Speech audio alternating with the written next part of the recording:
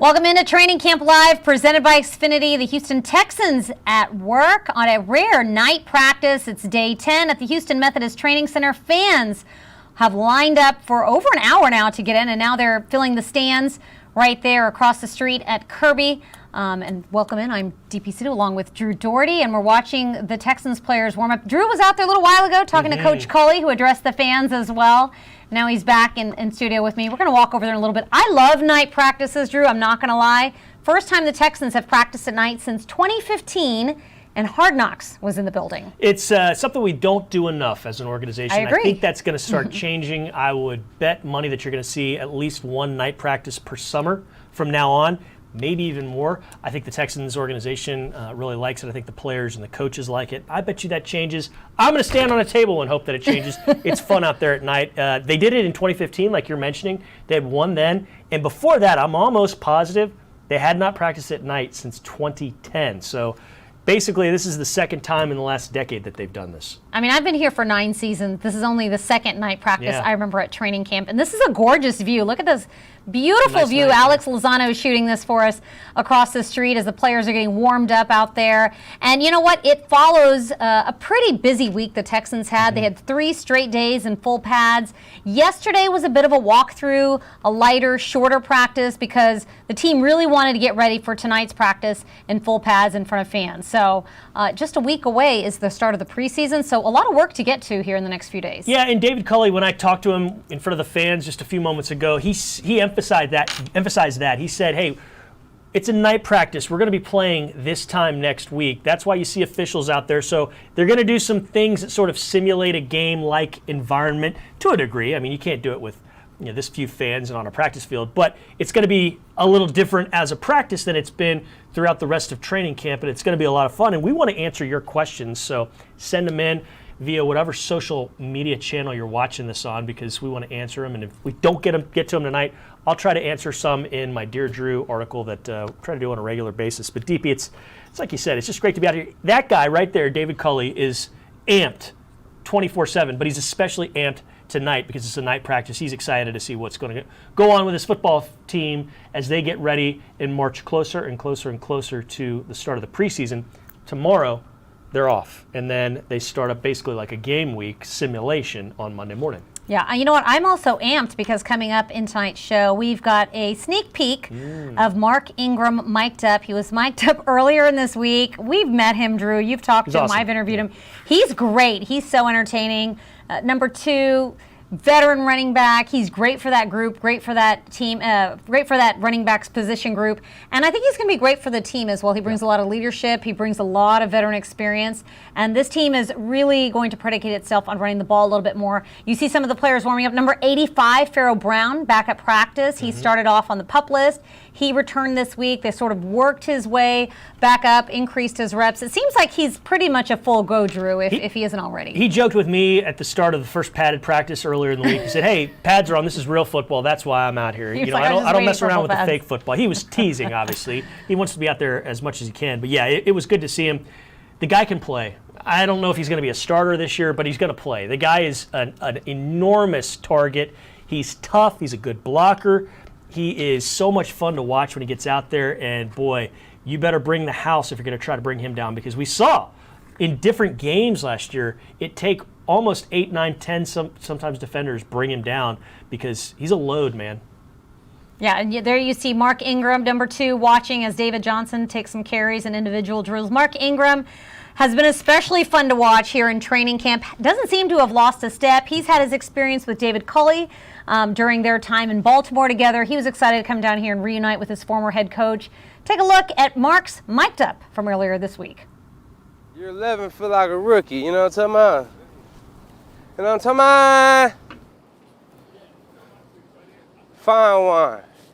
Hey, like fine wine, baby. What you like? Pinot Noir, a little Cabernet. What you like, man? Like fine wine, bro. Get better with time. You know what I'm talking about? You age like fine wine. What's your favorite? Pinot Noir, Cabernet.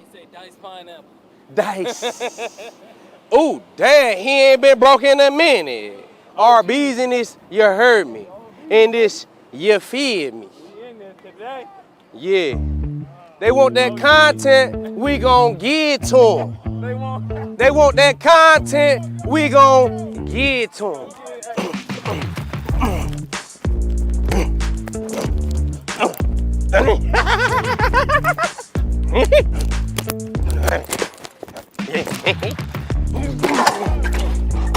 Meet me and Chanel in the back, we going big.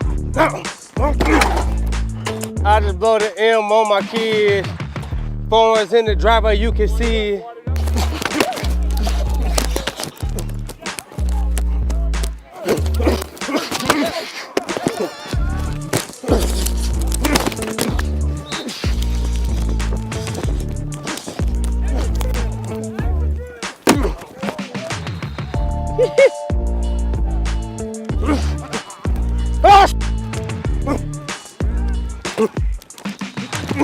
There we go. Money. All right, Deuce. Hey, man, I ain't gonna lie, bro. You look good with that Deuce on. Looking like your daddy, boy.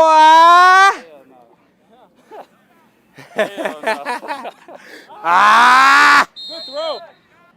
Don't look at my age. Don't look at my birth certificate. To see how I moved to anybody compared to 24 or 25. Then tell me how old I am. Then tell me. Yes. 31, going on about 20. Ain't no secret recipe. It's hard work, dedication, and commitment.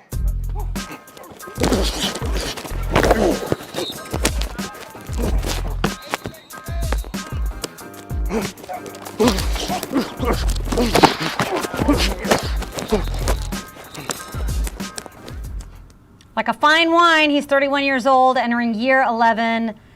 Mark Ingram giving us that content, and I am here for it. I'm here for him looking out for our content team.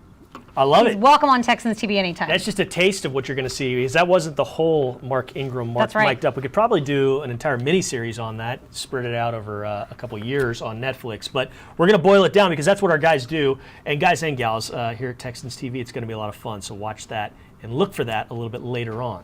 That's actually up. If you want to watch the whole version, you can go to HoustonTexans.com or download the mobile app. I think the full version is there. We obviously can't show you the whole thing because we also want to show you practice. But you know what? We've got, I think Justin Reed is mic'd up for practice today. So look for that in the coming days. I'm excited about all these players and hearing them in practice and letting their personalities come out. I'm definitely all for that because you like your Pinot Noir, so you're probably going to like... I also like the back of James Lipford. He's high up in the organization, does some good stuff. That's who you were seeing there. He's observing practice. But we want to hear from you. We want to hear where you're sending the questions, from where you're sending these questions. We also want to hear your questions. We got folks watching us in Missouri City, in Houston, obviously. Compton, California, we love to hear from you. But KJ from Missouri City has this. Do you think Lonnie Johnson Jr. will have a breakout season? We'll see. He's excited. It's his second year as a safety. He kind of transitioned from corner as a rookie to safety last year. He, along with the rest of the defense, had his struggles, and it wasn't anybody in particular. It was kind of a collective effort there, having a tough year. But I would like to see Lonnie Johnson have a breakout season.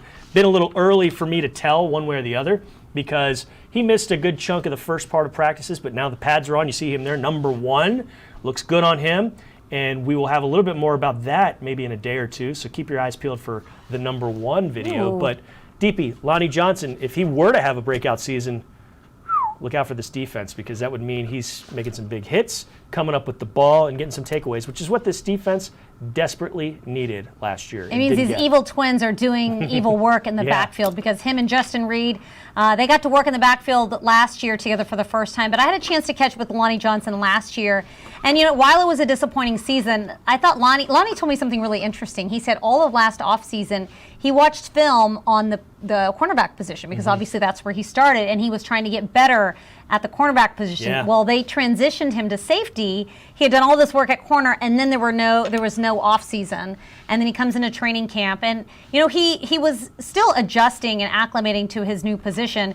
But the games, he said, certainly helped him. He made a lot of mistakes. He learned from his mistakes, but getting to actually see game action at safety really helped him. In this offseason, he's really able to build on that. So I'm excited to see Lonnie Johnson out there. He looks really physical out there in camp so far. I know they've only had 3 padded practices. This is the 4th. So it will be exciting to see what this year brings. You just bring something up. You're never, ever going to have to worry about Lonnie Johnson and the word physical being a problem. That guy is physical. So, yeah, he'll pop you, and he's not afraid to do that. So that's a good thing when it comes to Lonnie. So we'll watch and see how his progress keeps going on. And, Nathan has a question. His is, who are you more excited to see this year, the offense or the defense? I'm excited to see the defense. Want to see – there's so many changes on each side of the ball, but I want to see what the more drastic changes, what they're going to result in, because you're changing the scheme of the defense from a 3-4 to a 4-3, whereas the offense, the personnel is a lot different, but the system is basically similar to what you ran here last year. And there will be wrinkles. It's going to be different, but not as different, I think, as the defense. I think that's a good point. I think the offense, you may see them run the ball a little bit more. They'll pass maybe a little bit less. So I think that it'll be exciting to see them get the ball going on the ground a little bit better. The defense, totally different, like you said. I think special teams, I'm intrigued by special teams. I'm intrigued by Andre Roberts being the return man back there, because I feel like we haven't really had a solid return man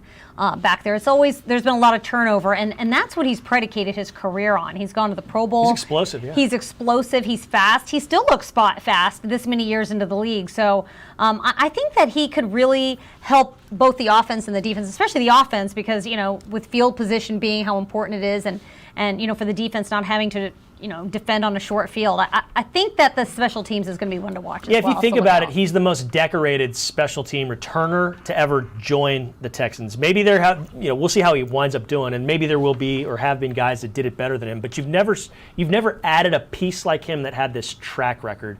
Jacoby Jones, he had some high times and returned some kickoffs, but you didn't know that. He was at Lane College, and he didn't have that pedigree that you talked about and mentioned. So this guy's definitely been there and done that when it comes to being explosive on special teams. I know this coaching staff has high expectations for him. I know Frank Ross, special teams coordinator. I know David Culley has talked about it.